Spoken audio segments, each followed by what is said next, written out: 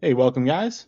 Today we're going to do a quick review slash unboxing of Tamiya's P-38J Lightning before we get this kit built up. So this is a 2019 tooling, although it's a kit from 2022, and that is because Tamiya has done 3 or 4 different versions of the P-38 up to this point. This is the newest. And I wanted to do a bare metal aircraft. Their original was, the marking options were in a olive drab, I believe. And so this fit the bill. I have heard amazing things from this kit. Andy's from Andy's Hobby Headquarters even said this might be the best kit he's ever built. Obviously, this was, I think, 5-6 years ago at this point. So maybe he's built something better. But at one point, this was a top kit. And I've heard amazing things from many other channels when it comes to building this. So I had this on my list, my top 6 for 2026. It came in at the number 2 that I was the most excited to build, and thought it would be a great jumping off point to kind of get, start working through that list. As you can see, we had, it's an officially licensed product, which is what Tamiya always seems to do. They did it with the Willys Jeep that we just built on this channel as well. And that ends up being really nice because it's a small detail, but then they can actually replicate the same thing, right? The problem, I know like Tacom's done a 4x4. They can't use the word Jeep, things like that. And then you can't model it after an actual thing, I think. Someone can correct me in the comments, but Tamiya always takes care of that for us modelers, which is very nice. Taking a look at, we'll say, all the paper that comes in here. First, we have masks, and this is a luxury I'm quickly finding that I cannot live without when it comes to aircraft. We do have nice directional and labels and everything on those masks. The only downside is you have to cut them out, so you're going to need little decal scissors or like mustache scissors, something like that. Taking a look at the decals, or decals if you are joining me from the UK. The majority look, they're thick, they're Tamiya decals, but there's not really any carrier film. Those thin black lines in the bottom would go around the propeller. Those are loaded with carrier film, and to be honest, I'm just not going to use those. But they look much better. I don't know if it's just because they're brand new, but I'm kind of realizing or finding that Tamiya's aircraft decals just look better than their armor decals. Maybe that, again, that's just because of, the new kits that I've bought tend to be aircraft kits. I don't know, but they look nicer than normal. We then get the kind of historical background sheet as always.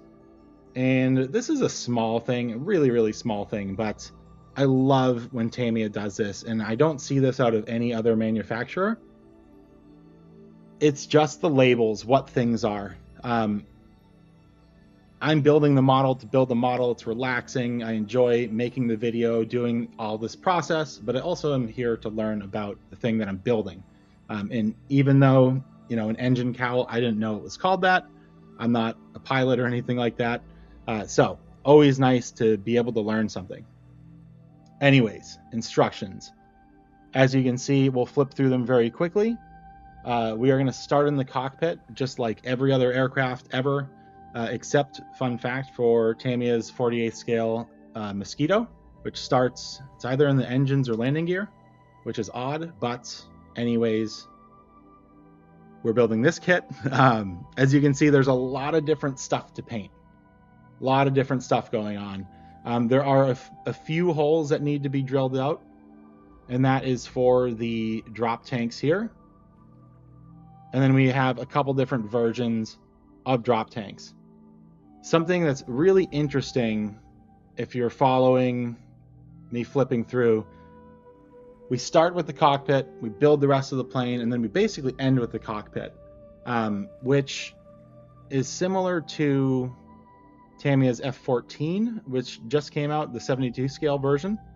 And it doesn't have to be that way. It's kind of an interesting choice. Anyways, just something to think about if you're going to build this kit. You know, you can flip forward in the directions and get the cockpit all done. That way you don't have to slow down and paint and weather things a second time like I did. Moving on to the color sheets, and this is definitely a highlight of this kit. We are at the point now where, especially if you're paying $50 for a kit, I think we deserve these color sheets, these decal camo scheme sheets. It's just a really nice step up kind of in the modern age of modeling. And we get 3 beautiful different marking options here. This pudgy is the one that I will end up building, simply because I wanted to do Marge, because, you know, how many planes you ever see with someone's face just labeled on it. But the American Heritage Museum, run by the Collins Foundation, is restoring a P-38, and they're doing it have restored it as pudgy. So maybe one day, you know, I can walk down there like a little nerd and hold my little plane in front of the giant plane and take a picture. Anyways, moving on to the plastic, the sprues here. You see we have, this is sort of our bathtub style hull, if you will. This is the main body, and this is the top of the aircraft. So this is nice that, you know, they've done it this way rather than, you know, this plane doesn't have a fuselage the same way that others do. It's very small. And this ensures that our wings are straight, that everything, you know, there's no fit issues, anything like that, with the basic construction of the plane, which is really, really nice. These 2 boom halves here, there's 2 booms, so 4 total pieces, 4 halves here. This is where the real difficult, you know, fit / engineering for Tamiya comes in. I have started to build this at the time of recording, and they geniusly, there's a natural seam running down the middle of those booms, and, you know, it's an obvious thing, but they have basically incorporated that into the construction so that you don't have to sand anything, which is really, really nice.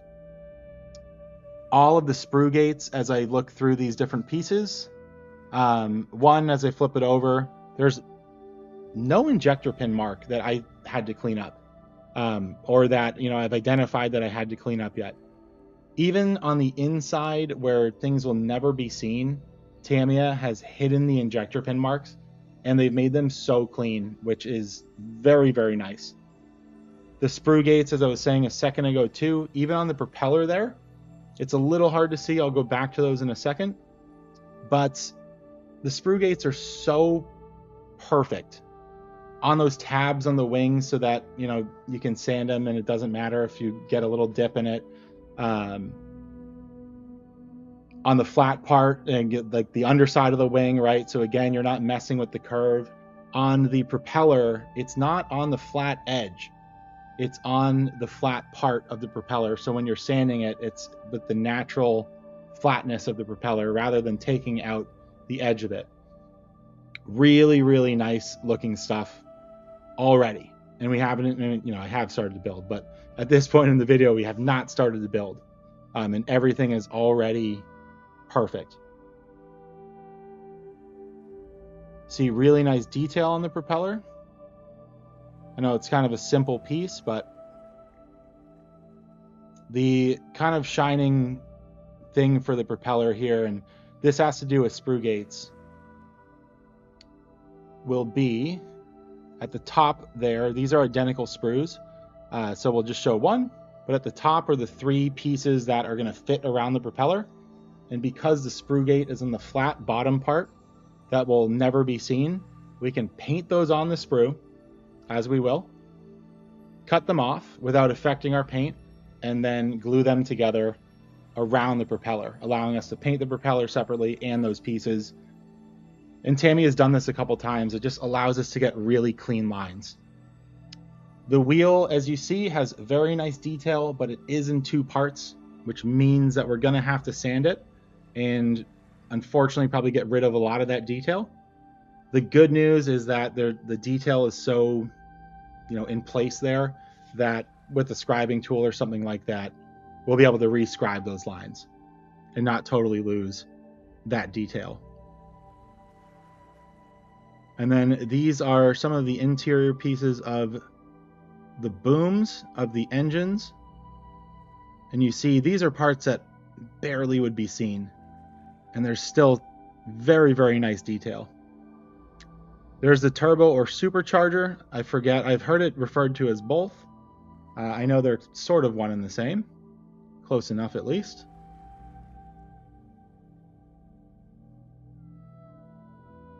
Then we have, this is the bottom of the nose here.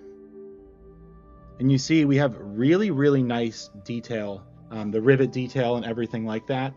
I hate to use the word shallow, but I don't have another off the top of my head. Because shallow is negative. It's totally in scale. The rivet lines and everything like that. We just are going to have to be really careful with the construction so that we don't, with the painting, so we don't flood the surface and erase those details. So you see the 48 scale figure is as nice of a 48 scale figure as I've ever seen. I won't paint him because I'm not good enough to paint 48 scale, but somebody will be able to do a very, very nice job with him. And then some more pieces of the cockpit here. And you see, and then the rest for the turbocharger or superchargers there. And you see a ton of nice detail. Is yes, already pre-molded into the walls of the cockpit, but then we have those tabs. The tabs on this kit are, and we'll show them on a couple other pieces in a second here, are the most amazing thing maybe that Tamiya has done with aircraft. I'd love to see them incorporate it into some of their armor kits. I don't know if they're, engineered the same way, things like that, but you can see on the cockpit floor there, the little cutouts, the tabs are going to slot in so that you can glue them on the unpainted bottom side, right? And then not affect your paint job, things like that. They slide into place, really, really nice. Here we have 2 dashboards in this kit. That is not the one that we will be using. This sprue, I believe, is for another one of these kits. We might use 1 or 2 pieces from there, but we'll use the other dashboard per the instructions. Then these are pieces of the booms here, as well as the front wheel. And then some of the interior pieces of the landing gear on each boom. And really, really nice. And there's some like sink mark kind of looking things on some of the plastic here. Don't worry, when it's painted, you don't see any of that. It's just visible under the light that I'm showing you guys the plastic on. These are the walls of the landing gear, the rear landing gear, even though it's still kind of in the front. You can see very, very detailed. Very nice. I love the little left-right labels and things. Especially when we're going to be cutting a lot of this stuff out and kind of painting it separately, having those little indicators is very nice. Now, those are the tabs that I'm talking about. These are the landing gear flaps on the booms, and those tabs fit so perfectly into place that they don't need to be glued, which is a common theme. And you see there's more tabs on these pieces. There's so many tabs in this kit, and the tabs just click into place. It almost feels like a Bandai kit. Not quite there, not like snap tight, but doing some of the dry fitting, parts just don't fall off. Then we have some different weights here, and I will say, genius, and it allows the plane to sit the way it's supposed to, just barely. The weight is like 0.1%, just barely enough. So if you barely touch the tail, it will fall on itself. but Tamiya has done a very good job of making sure that it's the right amount of weight to sit forward. Then you see our clear parts here, very, very nicely detailed, very crisp and clear. Which, as primarily an armor modeler, I'm like, how am I going to mess these up? Because they're very, very nice. Which means I have to fog them up or get paint on them, do something. And then you see we have a couple different options. We can do the cockpit closed, or like I am going to try to do with the bottom pieces, now the top 3 pieces there, do a open style canopy. Just to try to show off the work that we put on the inside. I don't love doing all this work to build the cockpit of an aircraft and to weather it just to have it all covered up and not seen. So I think that's something that I'm really going to start doing more and more in the future here. So that is the P-38J Lightning from Tamiya. That is the unboxing of it. Again, my plan for this kit, and we'll do 2 different parts. We'll do part 1 will be kind of the interior / the construction of the kit up to, the painting. And then part 2 will be the painting and the weathering, and then, the construction of the landing gear and some of the accessory pieces. And that will obviously also be the finish. So taking a look at this kit, just as as a kit itself, just the plastic and the color sheets and the instructions that come in this is truly a step above at least what I'm used to. And I'm not knocking, Airfix or any of these other companies, because I got back into, I grew up and then got back into building models from Airfix starter sets and like Rebel and things, but I don't need to say anything good about Rebel. I have a lot of nostalgia when it comes to Airfix, and I love those kits, but I've been, building those kits and some cheaper aircraft kits simply because I don't have as much space. I'm getting a little bit more space as I build this. And, some of those kits were $15. This one was like 60 to 70 US. But this is a whole different league. The molding of the plastic down to the color sheets, the instructions being, so perfectly thought out and detailed. And again, so many of those tabs, this kit just looks like a modeler made it, like an engineer and a modeler together. And they really made it by saying, what's going to give me the best experience. So if you've made it up to this point, I'd obviously thank you for watching.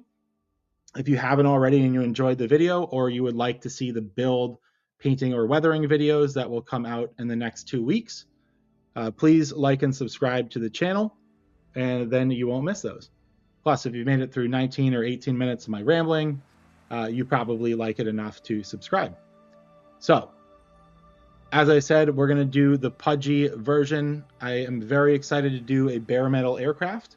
It's something that I didn't used to like, and as time has gone on, I kind of like them the best. So very, very excited to do that. I'm very excited to build this kit, and we will see. It has started to live up to the hype. We'll see kind of as we build if it truly does live up to the hype. Let me know in the comments what you think if you've built this kit, what your experiences with it were, and if you think it truly is like a top 5 kit of all time, which is what I've heard, or what kit you think might be better than it. So again, I appreciate you watching, and we'll see you on the build video.